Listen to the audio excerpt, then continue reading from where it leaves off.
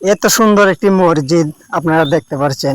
তো অনেকেরই প্রশ্ন, এই মসজিদটি কোথায়? তো এই মসজিদটি হচ্ছে নেত্রকোনা হযরত শাহ সুলতান কমরউদ্দিন রুমি দরবার শরীফের পশ্চিম পাশে সেই মসজিদটি। এটা শাহ সুলতান কমরউদ্দিন রুমির দরবার শরীফে যারা আসা যাওয়া করে, কি এলাকায় গ্রামবাসীরা আছে, সেই জায়গায় নামাজ পড়ে। আর এই যে আপনারা দেখতে পাচ্ছেন, এটা কিন্তু হযরত শাহ সুলতান কমরউদ্দিন রুমির দরবার শরীফের যে গেটটা, সেই গেট।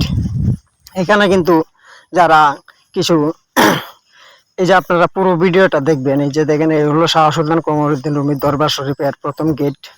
অনেকে কিন্তু মোমবাতি আগরবাতি জ্বালাচ্ছে। তো তার ভিতরে ভিডিও ফুটেজটা আপনাদের দিতে পারলাম না। তো পরবর্তী ভিডিওতে আমি শাহ সুলতানের যে দরবার শরীফ যেখানে শায়িত আছেন, যেখানে তার মাজার শরীফটি একবারও ভিতর থেকে আপনাদেরকে দেখানোর চেষ্টা করব। তো আপনারা এই ভিডিওটা সর্বোচ্চ পরিমাণ শেয়ার করবেন, অন্যজনের দেখার সুযোগ করবেন। আর চতুর্পাশে কিন্তু গাছপালা, তো গাছের যে একটি অক্সিজেন খুবই কিন্তু ভালো লাগে। মাজার শরীফের দরবার শরীফে গেলে কিন্তু মন ফ্রেশ হয়ে যায়। তো এই জায়গা দেখেন জায়গাটা কত সুন্দর।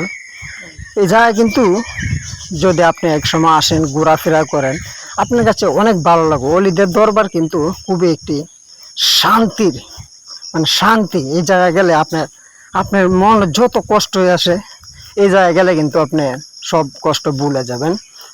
তো জায়গাটা আপনাদের কাছে কেমন লাগলো? আর শাহ সুলতানের দরবার শরীফ যারা আসতে চান, অবশ্য আসবেন।